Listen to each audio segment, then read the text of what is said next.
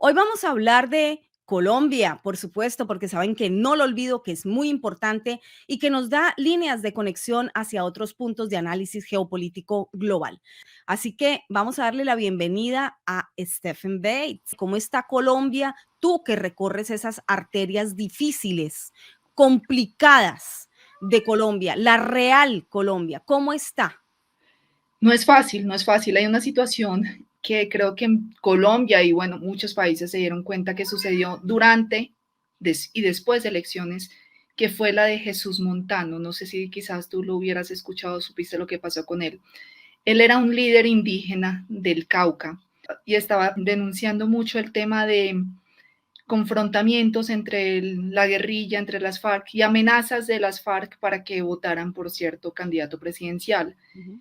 Eh, Lastimosamente, yo fui la última periodista que le hizo una entrevista a él. Después de elecciones estuvimos hablando mucho, me mandaba mensajes de voz, me decía Stephanie, siento a personas que están cerca de mi casa, de mi finca, él vivía a las afueras de Popayán, siento que están llegando, se están parqueando al frente de mi finca, nadie me está haciendo caso. Un día le escribí, dejó de contestar, lo reportaron como desaparecido y básicamente unos pocos días después lo encontraron torturado, asesinado. Entonces eso es de posiblemente los temas más fuertes de la realidad que está pasando en Colombia. Después de él he podido hablar con otros indígenas, sobre todo en la zona del Cauca, que me dicen lo mismo, Stephanie, me están amenazando, quiero hablar pero no se puede. Muchos periodistas ahorita estamos inclusive con el miedo de la censura, fue uno de los temas que yo inclusive tan pronto fue elegido el presidente Petro, es algo que yo siempre quise hablar, qué va a pasar con nosotros, qué va a pasar con los periodistas que queremos hablar de las víctimas, nos van a silenciar, no nos van a silenciar. El día de las elecciones yo recibí muchísimas amenazas, incluida una que me decían, a usted es la primera a la que vamos a callar, entonces tenga cuidado. Y pues, ¿qué te puedo decir en cuanto a los territorios? La violencia sigue. Decir y poder hablar de una paz total en Colombia, creo que es algo que todos añoramos. Creo que la paz no es algo de un partido político, de otro. Creo que la paz es algo que absolutamente todos los colombianos, incluido uno, es lo que queremos para el país, pero lastimosamente yo lo veo difícil porque la violencia continúa, el asesinato de los líderes continúa, la persecución continúa, las drogas continúan, todo continúa y sobre todo ya tuvimos la primera experiencia de un proceso de paz fallido con las FARC, en donde las víctimas no fueron escuchadas, en donde las víctimas no tuvieron espacio y en donde los victimarios fueron básicamente premiados. Ya tuvimos la lección del primer proceso de paz, ya aprendimos de él y el miedo ahora es qué va a pasar con los próximos procesos de paz. ¿Van a ser igualmente fallidos? Más allá de esto, Steph, has nombrado algo supremamente importante y es el peligro del silenciamiento de la prensa. Ya estamos viendo prensa muy acomodada, ya estamos viendo prensa muy satisfecha con ocupar un asiento y sencillamente no se mueven de allí y piensan seguir allí sin cumplir con su labor y su deber social, sin cumplir con lo que nos demanda la profesión, que es la denuncia y el tener también el coraje y la valentía de justamente enfrentar todo tipo de poderes. ¿Por qué tenías ese temor de la llegada de Petro y del silenciamiento de la prensa? Fácil, porque hemos tenido muchísimas amenazas y la primera amenaza que yo tuve fue el día de las elecciones. Me dijeron, con la llegada de Petro, a usted va a ser a la primera que vamos a callar. Entonces, con una amenaza como esas, ¿cómo no estar asustado? Con una amenaza en donde le digan, si Petro llega de presidente, personas como usted la vamos a callar. O sea, eran literalmente diciendo esto, si Sí, llega Petro, usted va a ser silenciada. totalmente.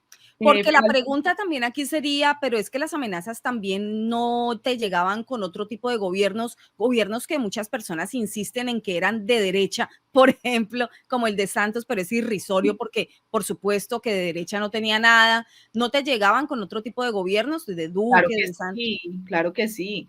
Por ejemplo, bueno, acá en Colombia era muy conocido Ervin Hoyos, que era la voz de las víctimas. Sí, gran Cuando amigo mío. así, Cuando Sí. él muere, muchas víctimas también dijeron como ven, Stephanie, queremos hablar.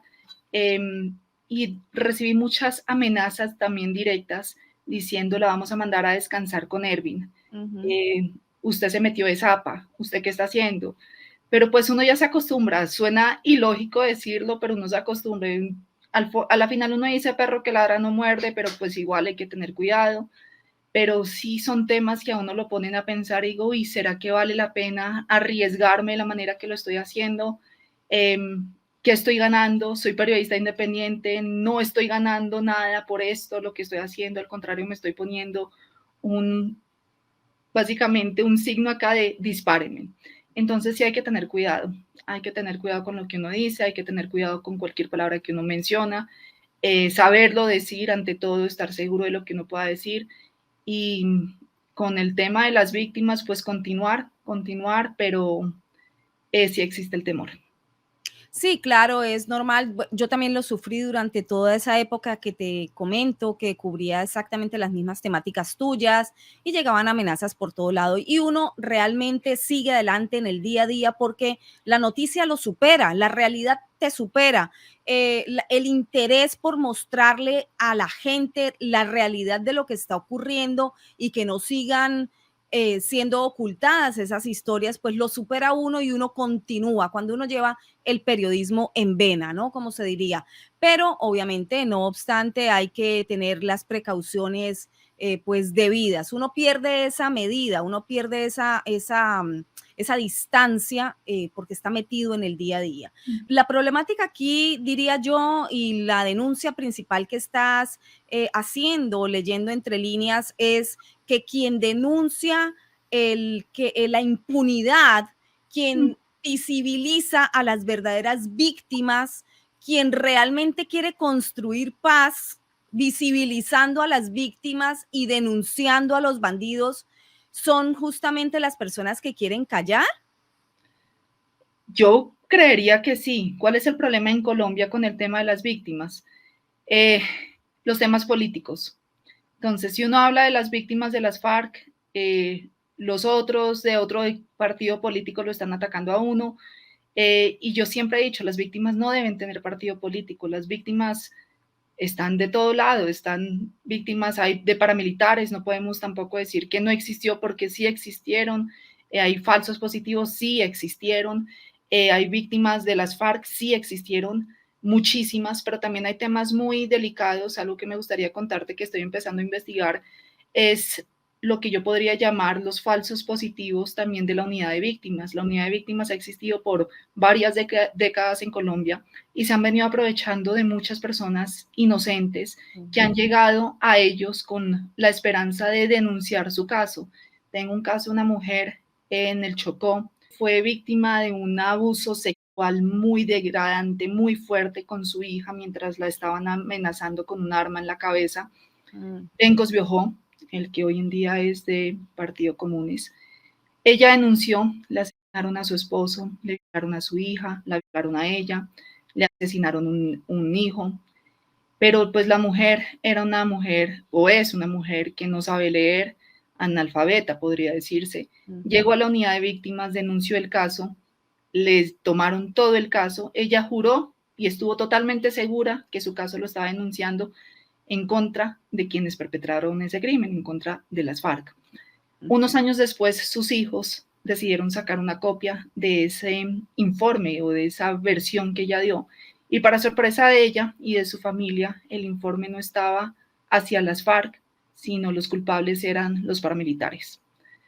Casos así están apareciendo muchísimos, estamos detrás de eso. Una política acá en Colombia denunció eso también y estamos buscando muchísimos casos así porque existen otras personas que me cuentan, llegué a la unidad de víctimas, me reclutaron a mi hijo, fui a denunciar y lo que me dijeron es, oiga, estamos en proceso de paz. ¿Usted por qué está denunciando a las FARC si estamos en un proceso de paz? A otras personas les decían, venga, es más fácil que usted, en vez de poner las FARC como los criminales, ponga los paramilitares, que si usted dice que fueron los paramilitares, le va a funcionar mucho más el proceso y le sale más rápido. Los mismos personas que están en la unidad de víctimas diciendo eso. están cambiando versiones, están aprovechándose de situaciones como de personas que no saben leer para cambiarle sus versiones. Entonces ahí es cuando uno dice cuántos casos, cuántas personas que fueron víctimas de las FARC les lavaron sus procesos, les cambiaron sus procesos dentro de una misma entidad del gobierno como la unidad de víctimas para lavarle la cara a las FARC y poner a los paramilitares como los principales perpetradores de esos crímenes.